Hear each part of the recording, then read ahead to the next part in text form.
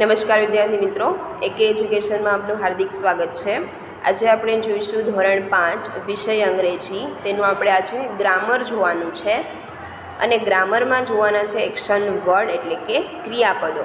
તેમાં વર્તમાન કાળના રૂપ જોવાના છે અને તેને લગતા જે નકાર વાક્યો છે તેના વિશે પણ આપણે ચર્ચા કરીશું। આની આગળના વિડીયોમાં આપણે જોઈ ગયા કે જે ફિંગર્સ છે, આપણી જે હાથની આંગળીઓ છે તેના વિશેની એક પોયમ હતી અને બીજી એક વાર્તા હતી કે જે બહેનપણીઓ છે ચુન્ની અને મુન્ની, તેના વિશેની વાર્તા પણ આપણે જોઈ ગયા। હવે આજનો આપણો વિષય છે ગ્રામરનો। ઓકે, તો આપણે તમારે એક આખો વિડીયો જોવાનો છે અને જો તમને વિડીયો પસંદ આવે તો લાઈક કરો, શેર કરો અને અમારી ચેનલને સબસ્ક્રાઈબ કરો। એક્શન વર્ડ એટલે કે ક્રિયાપદો। જુઓ, પહેલું તમને આપેલું છે સ્ટેન્ડ એટલે કે ક્રિયા છે। સ્ટેન્ડ શું છે? ક્રિયા છે। આ બધી જ જે છે તે આપણે રોજિંદી ક્રિયાઓ કરીએ છીએ તે જ ક્રિયાઓ છે અને તેને વર્તમાન કાળના રૂપમાં ફેરવવા માટે આપણે તેની પાછળ શું લગાડશું? આઈએનજી લગાડશું। એટલે તે શું થશે? આખું જે ક્રિયાપદ છે તે સાદા વર્તમાન કાળના રૂપમાં ફેરવાઈ જશે। ઓકે, આપણે આગળ કેટલાક શબ્દો જોઈએ। પહેલું છે સ્ટેન્ડ, તો ઊભા રહેવું અને તેનું વર્તમાન કાળનું રૂપ થશે સ્ટેન્ડિંગ। બીજું છે વોક એટલે ચાલવું, અહીંયા થશે વોકિંગ। જમ્પ એટલે કૂદવું, તેનું થશે જમ્પિંગ। થ્રો એટલે ફેંકવું, તેનું થશે થ્રોઈંગ। કેચ એટલે પકડવું, તેનું થશે કેચિંગ। કિક એટલે લાત મારવું, તેનું થશે કિકિંગ। ઈટ એટલે ખાવું, તેનું વર્તમાન કાળનું રૂપ થશે ઇટિંગ। ડ્રિંક એટલે પીવું, તેનું વર્તમાન કાળનું રૂપ થશે ડ્રિંકિંગ। એટલે કે કોઈ પણ તમને ક્રિયાપદ આપેલું છે તેની પાછળ તમારે શું લગાવવાનું છે? આઈએનજી। એટલે તે શાનું રૂપ થઈ જશે? વર્તમાન કાળનું રૂપ થઈ જશે। એવા આપણને ઘણા બધા સ્પેલિંગ આપેલા છે। જુઓ, અહીંયા ઘણા બધા સ્પેલિંગ છે, એમાંથી અડધા તમે જોશો તો તમને ડબલ અક્ષર દેખાશે। અહીંયા તમે સ્કીપિંગ જુઓ, સિટિંગ જુઓ, એમાં તમને જુઓ SIT સીટનો સ્પેલિંગ છે તો અહીંયા વર્તમાન કાળના રૂપમાં શું થશે? સિટિંગ, ડબલ ટી થઈ જશે। આવું શા માટે?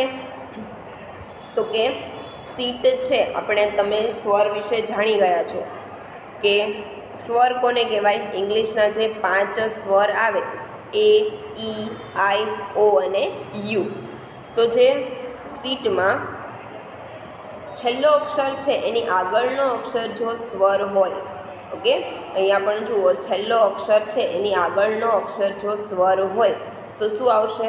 જે આ છેલ્લો અક્ષર છે તે બેવડાશે। ફરીવાર કહું છું, જે આ છેલ્લો અક્ષર છે તેની આગળનો અક્ષર જો સ્વર આવે એટલે કે A, E, I, O અને U, આ બધામાંથી જો કોઈ પણ એક આવે તો પાછળનો જે અક્ષર છે તે બેવડાય છે। એટલે કે સીટ છે તેનું સિટિંગ થશે, સ્કીપ છે તો તેનું સ્કીપિંગ થશે, રન છે તો તેનું રનિંગ થશે, ક્લેપ છે તો તેનું ક્લેપિંગ થશે। આ બધામાં તમે જોશો તો પાછળનો જે અક્ષર છે તે શું થાય છે? બેવડાય છે। શા માટે?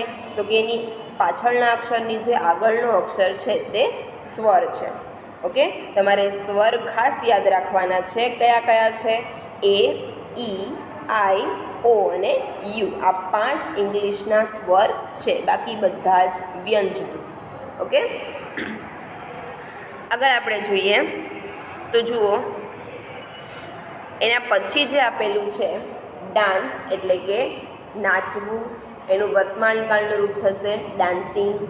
સિંગ એટલે સિંગિંગ, ઓકે। કૂક એટલે રાંધવું તો તેનું થશે કુકિંગ। હોપ એટલે કૂદકો મારવો તો તેનું થશે હોપિંગ। આમાં પણ તમે જોઈ શકો છો કે પાછળનો જે અક્ષર છે તે બેવડાયેલો છે। બેક છે તેનું થશે શેકવું એટલે બેકિંગ। બાથ છે તેનું નાહવું તો તેનું થશે બેથિંગ। ફ્લાય છે તો ઉડવું, તેનું થશે ફ્લાઇંગ। લિસન છે તો સાંભળવું, તેનું થશે લિસનિંગ। પ્લે છે તો રમવું તેનું થશે પ્લેઇંગ.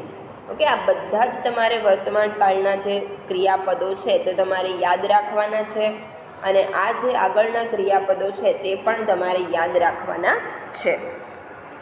આમાં અમુક મેં તમને જે બેવડાવવાનું કીધું એમાં અમુક એટલે કે ઓપન અને ઈટ એ બે શબ્દો એવા છે કે તેમાં જે પાછળનો અક્ષર છે તે બેવડાતો નથી. એ બે શબ્દો તમારે ખાસ યાદ રાખવાના છે કે જો તમને કોઈ પણ જગ્યાએ એક્ઝામમાં પૂછે કે ઓપનનું સાદા વર્તમાન કાળમાં રૂપમાં ફેરવો તો ઓપનનું ઓપનિંગ જ થશે. તેમાં પાછળનો જે બે અક્ષર છે અહીંયા તમે જુઓ, હું તમને બતાવી દઉં છું કે ઓપન છે તેનું આગળનો અક્ષર સ્વર હોવા છતાં ઓપનિંગ જ રહેશે. પછી એવું જ આગળ તમને આપેલું છે ઈટ. ઓકે, અહીંયા તમને આપેલું છે ઈટ. ઈટ એટલે ખાવું, તેમાં પણ પાછળનો અક્ષર બેવડાતો નથી. એટલે કે આ ઓપન અને ઈટ આ બેમાં જ એવું છે કે જે પાછળનો અક્ષર બેવડાતો નથી સ્વર હોવા છતાં. આ ખાસ બે જે શબ્દો છે તે તમારે યાદ રાખવાના છે. આ બધા જ શું છે? ક્રિયાપદો છે, કારણ કે આપણે બધી જ ક્રિયાઓ રોજબરોજ કરીએ છીએ. હવે આગળ જોઈશું કે આ ક્રિયાપદોનો ઉપયોગ ક્યાં કરવો. તો જુઓ, રોજિંદી અથવા તો ટેવવશ થતી ક્રિયાઓ. રોજિંદી અથવા તો ટેવવશ થતી ક્રિયાઓ દર્શાવવા માટે એક્શન વર્ડ એટલે કે ક્રિયાપદો ના સાદા વર્તમાન કાળના રૂપનો ઉપયોગ થાય છે. આપણે જે ઉપર કર્યું એ કયો વર્તમાન કાળ હતો? સાદો વર્તમાન કાળ હતો. તો રોજિંદી ક્રિયાઓ અથવા તો ટેવવશ થતી ક્રિયાઓ એટલે કે કોઈને ટેવ હોય તેવી ક્રિયાઓને દર્શાવવા માટે આપણે એક્શન વર્ડના એટલે કે ક્રિયાપદના સાદા વર્તમાન કાળના રૂપનો ઉપયોગ થાય છે.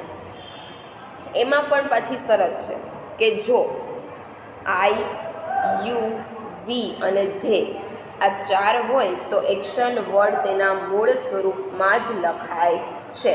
એટલે કે જો અહીંયા તમને આઈ પ્લે આપ્યું છે તો તમારે ખાલી પ્લે લખવાનું, પ્લેઇંગ લખવાનું નહીં. ઓકે, આ તમારા ઉદાહરણ માટે છે, તમને વધારે સમજ પડે તેના માટે. તો તમારે આ ચાર શબ્દો યાદ રાખવાના છે, આઈ, યુ, વી અને ધે. જો આમાં કોઈ પણ આ ચારમાંથી કોઈ પણ શબ્દ આવે તો તમારે શું કરવાનું છે? એક્શન વર્ડ છે તો તેના મૂળ રૂપમાં જ લખવાનું છે. તેની પાછળ આઈએનજી કે કોઈ પણ પ્રત્યય લાગશે નહીં. હવે આગળ જોઈએ. પરંતુ જો હી, શી, ઈટ અથવા તો તેના બદલે કોઈ નામ હોય, હી, શી, ઈટ એટલે કે કોઈ છોકરાનું નામ હોય, કોઈ છોકરીનું નામ હોય અથવા તો કોઈ પણ વસ્તુ પદાર્થનું નામ હોય, કોઈ પ્રાણીનું નામ હોય, તો તમારે શું કરવાનું છે? તેના બદલે એક્શન વર્ડના મૂળ સ્વરૂપને અંતે એસ, ઈએસ અથવા તો આઈઈએસ મુકાય છે. એટલે કે આ તમને પ્રોપર આપે આઈ, યુ, વી, ધે તો તમારે આ લખવાનું કે એક્શન વર્ડ છે તે તેના મૂળ સ્વરૂપે જ લખવાનું. પરંતુ તેના બદલે જો હી, શી, ઈટ એટલે કે કોઈ પણ નામ હોય તો તમારે શું કરવાનું છે? એક્શન વર્ડના મૂળ રૂપના અંતે એસ, ઈએસ અથવા તો આઈઈએસ મુકાય છે. જુઓ, પણ જો એક્શન વર્ડના અંતે વાય હોય, તમને શું આપેલું હોય? વાય આપેલું હોય તો તેની જગ્યાએ આઈઈએસ ફ્લાઇસ મુકાય છે. પાછળ વાય હોય તો તમારે શું મૂકવાનું? આઈઈએસ. આપણે આગળ ઉદાહરણ જોઈએ કે જેનાથી તમને વધારે ખ્યાલ આવશે. જુઓ, એક્શન વર્ડ છે.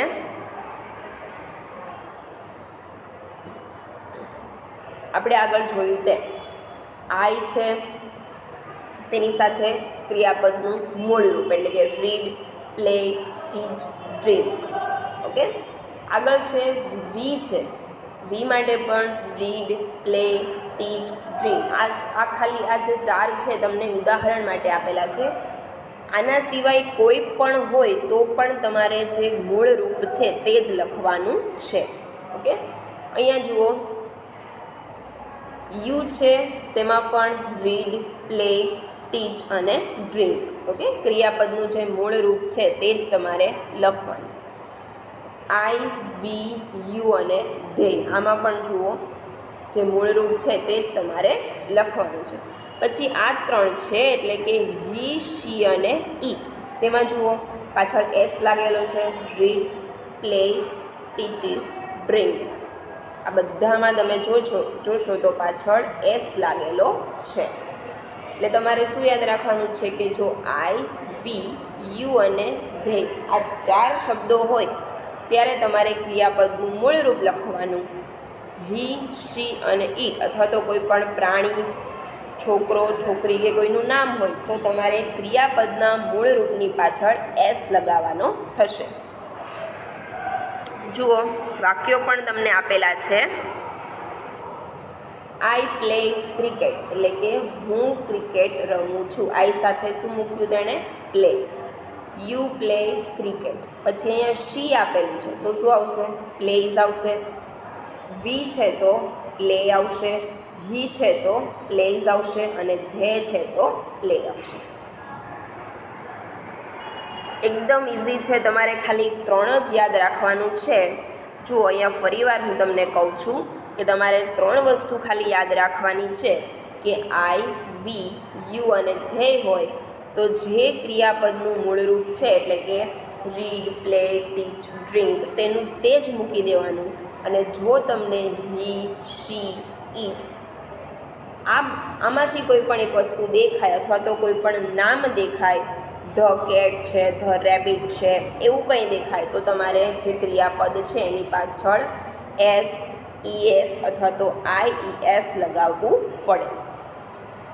આઈઈએસ ક્યારે લગાવવાનું? તો કે જો અહીંયા કોઈ પણ જગ્યાએ વાય આપેલો હોય, કોઈ પણ સ્પેલિંગ હોય તેની પાછળ ક્રિયાપદની પાછળ વાય આપેલો હોય તો તમારે તેની જગ્યાએ તેને કાઢી નાખવાનો અને તેની જગ્યાએ આઈઈએસ લગાવવાનો. બસ આ 3 વસ્તુ તમને આવડી જાય એટલે બધું જ ઇઝી લાગશે. જો અહીંયા તમને એક એક્સરસાઇઝ આપેલી છે, પ્રશ્ન. એમાં પહેલું જુઓ, ખાલી જગ્યા પૂરો. પહેલું છે હી ખાલી જગ્યા અ બુક, તો હી સાથે શું આવશે? રીડ્સ આવશે. ઓકે, તો અહીંયા આપણે લખીશું રીડ્સ. પછી આઈ છે તો તેમાં લવ આવશે. આઈ લવ માય પેટ. ઓકે, ત્રીજું છે એમાં જુઓ છોકરીનું નામ આપેલું છે તો આમાં શું આવશે? વેક્સ આવશે. વેક આવશે નહીં. Okay, wakes up early. I છે તેની સાથે ક્રિયાપદનું મૂળ રૂપ. કિરણ એ છોકરાનું નામ છે અથવા તો છોકરીનું નામ છે, તેમાં આવશે પ્લેસ આવશે. અહીંયા જુઓ તમે. ઓકે, પછી શું છે? ફારૂક છે તો તેમાં પણ કોઈકનું નામ દર્શાવેલું છે એટલે તેમાં એન્જોયસ આવશે. એન્જોય આવશે નહીં. એસવાળું પ્રત્યય છે તે આવશે. તમને આ જે ઓપ્શન છે તે આપી જ દીધેલા હશે એટલે તમને અહીંયા લખવામાં ખૂબ જ સરળતા રહેશે. આગળ આપણે જોઈએ 7મું છે તો તેમાં અવર ક્લાસ ટીચર, કોઈ પણ વ્યક્તિનું હોદ્દો આપેલો છે કે તે ટીચર છે એટલે કે અવર ક્લાસ ટીચર ટીચીસ. અહીંયા શું આવશે? ટીચીસ આવશે. મંકી એટલે કે કોઈ પ્રાણી, ઈટ આપેલું છે તો એમાં આવશે ઈટ્સ. બ્રિંદા નામ આપેલું છે તો તેમાં આવશે ફ્લાઇઝ. પછી છે અ બેબી, તો એ પણ છોકરો, હી, શી અને ઈટમાં આવે છે તો એમાં પણ શું આવશે? પ્લેઝ આવશે. પુશ એમાં પણ ક્લોઝિસ આવશે. ધ કાઉ એમાં આવશે ગિવ્સ. અ લિટલ બોય તેમાં આવશે જમ્પ્સ. આગળ જોઈએ ખુશી, તે પણ કોઈકનું નામ છે એટલે તેમાં આવશે ડ્રિંક્સ. મિસ્ટર ચૌહાણ એટલે વોચિસ. એવરી ડે તેમાં શું આવશે? તો કે તે થયું. આઈ, યુ, વી અને ધેનું થયું તો તેમાં શું આવશે? પ્રે થયું. અહીંયા આઈ આપેલું છે તમને. Every day I pray. Okay, I છે એટલે શું આવશે? પ્રે આવશે. શી તેમાં આવશે પ્લેઝ. મંજીત તેમાં પણ આવશે પ્લેઝ. મયંક એટલે કોઈ છોકરાનું નામ છે તેમાં આવશે રાઇટ્સ. અને કૃણાલ એ પણ છોકરાનું નામ છે એટલે તેમાં આવશે રાઇટ્સ. ઓકે, આટલું ક્લિયર થયા પછી આપણે જોઈશું નકાર વાક્ય. આપણે આગળ જોયા એ બધા કેવા હતા? હકાર વાક્યો હતા. હવે આપણે જોઈશું નકાર વાક્યો એટલે કે રોજિંદી અને ટેવવશ ક્રિયાઓનું નકાર વાક્ય. તેમાં પણ તમારે ખાલી 2 જ વસ્તુ યાદ રાખવાની છે, જે આપણે આગળ જોઈએ. આવી ક્રિયાઓના અંગ્રેજીમાં નકાર વાક્ય બનાવવા માટે આને વંચાશે ડુ નોટ અને આને વંચાશે ડઝ નોટ. ઓકે, આને ડુ નોટ અને આને ડઝ નોટ નો ઉપયોગ થાય છે. આઈ, યુ, વી, ધે આ 4માં અથવા તો બહુવચન સાથે ડુ નોટનો ઉપયોગ થાય છે. જો તમને આઈ, યુ, વી, ધે અને કોઈ પણ બહુવચન આપેલું હોય તો તમારે ડુ નોટનો ઉપયોગ કરવાનો. પછી તમને હી, શી અને ઇટ એમાંથી કોઈ પણ એક વસ્તુ આપેલી છે અથવા તો એક વચન આપેલું છે તો તમારે ડઝ નોટનો ઉપયોગ કરવાનો. ઓકે, આમાં તમારે 2 જ વસ્તુ ધ્યાન રાખવાની છે. આઈ, યુ, વી, ધે અને બહુવચન આપેલું હોય તો તમારે ડુ નોટ લખવાનું. હી, શી, ઇટ અથવા તો એક વચન આપેલું હોય તો તમારે ડઝ નોટ લખવાનું. આપણે આગળ ઉદાહરણ જોઈએ. જુઓ, આઈ અથવા તો યુ લાઈક બ્રેડ, એટલે કે મને અથવા તો તને બ્રેડ બહુ ભાવે છે. તો તેનું આપણે કરીએ તો અહીંયા આઈ અથવા તો યુ બંને આપેલું છે તો શું કરશું? Do not. ઓકે, અહીંયા આપણે જોયું કે આઈ, યુ, વી, ધે અથવા તો બહુવચન હોય તો શું આવશે? ડુ નોટ આવશે. એટલે કે મને અથવા તો તને બ્રેડ ભાવતી નથી. પછી અહીંયા હી, શી, ઇટ આ 3માંથી કોઈ પણ એક આવે તો આપણે શું લખીશું? Does not. ઓકે, ખાસ ધ્યાન રાખવાનું છે. ફરીવાર કહું છું, આઈ, યુ, વી, ધે આવે અથવા તો બહુવચન આવે તો તમારે ડુ નોટ લખવાનું. હી, શી, ઇટ અથવા તો એક વચન આવે તો તમારે ડઝ નોટ લખવાનું થશે. આગળ આપણે એક્સરસાઇઝ જોઈએ. જુઓ, મનોજ વોચિસ ટીવી. મનોજ એ છોકરાનું નામ છે એટલે શું થશે? ડઝ નોટ થશે. આઈ એન્જોયસ મ્યુઝિક. આઈ સાથે શું આવશે? Do not. I do not enjoy music. હવે આપણે એક્સરસાઇઝના થોડાક વાક્યો જોઈએ. યુ પ્લે ફૂટબોલ તો તમારે શું લખવાનું? You do not play football. અહીંયા જુઓ, ડુ નોટ અને ડઝ નોટ બંને આપેલું છે તો you do not play football. Raj writes a book તો કે રાજ શું આવ્યું? હી કોઈ છોકરાનું નામ છે તો ડઝ નોટ આવશે. Does not write a book. The deer એટલે કે હરણ ઇટમાં આવે છે એટલે કે the deer does not run fast. Heta draws a picture. Heta છોકરીનું નામ છે એટલે કે ડઝ નોટ આવશે. મેહુલ ક્લીન હીઝ રૂમ એટલે શું આવશે? Mehul does not clean his room. આખા વાક્યમાં તમારે જવાબ લખવાનો થશે. જુઓ, છઠ્ઠું છે વી સિંગ અ સોંગ. વી સાથે શું આવશે? ડુ નોટ આવશે.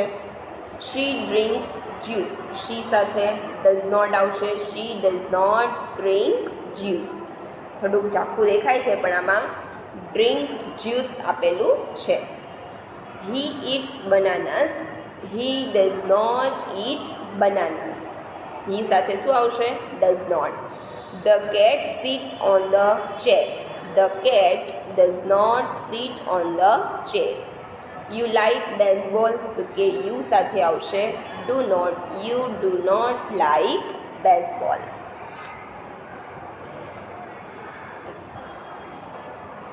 આટલું થઈ ગયા પછી આપણે જોઈએ કે ટૂંકું રૂપ છે તે કોઈ પણ વ્યક્તિ, પ્રાણી કે પક્ષી કઈ ક્રિયા કરી રહ્યું છે તે જાણવા માટે ઇઝ વડે પ્રશ્ન પૂછવામાં આવે છે. એટલે કે આપણે આગળ જોયું કે વોટ વડે પ્રશ્ન પૂછવામાં આવતો, પરંતુ અહીંયા કઈ ક્રિયા કરી રહ્યું છે તેના માટે શું પૂછવામાં આવે છે? ઇઝ વડે પ્રશ્ન પૂછવામાં આવે છે. તો જુઓ, એક્ઝામ્પલ જોઈએ આપણે. Is he running? શું તે દોડે છે? તો કે અહીંયા ચિત્ર પરથી તમે કહી શકો કે યસ, યસ હી ઇઝ. પછી અહીંયા જુઓ, ઇઝ હી રનિંગ? શું તે દોડે છે? તો અહીંયા આપણને દોડવાનું ચિત્ર બતાવતા નથી તો લખવાનું કે no he isn't. Okay, no he isn't. જોઈએ આપણે આગળ. ચિત્ર જોઈ પ્રશ્ન વાંચો અને કૌંસમાંથી યોગ્ય ઉત્તર પસંદ કરી લખો. જુઓ, ઇઝ હી જમ્પિંગ? શું તે કૂદકો મારે છે? તો કે યસ હી ઇઝ. કૂદકો મારતું ચિત્ર આપણને દેખાય છે. Is he crying? શું તે રડે છે? તો કે આપણને રડતું ચિત્ર દેખાય છે, તો yes he is. Is he eating? શું તે ખાય છે? તો કે હા, yes he is. Is he drinking? શું તે પીવે છે? તો કે ના, તે પીતો નથી. તેથી શું આવશે? નો હી ઇઝ નોટ, એટલે કે નો હી ઇઝન્ટ.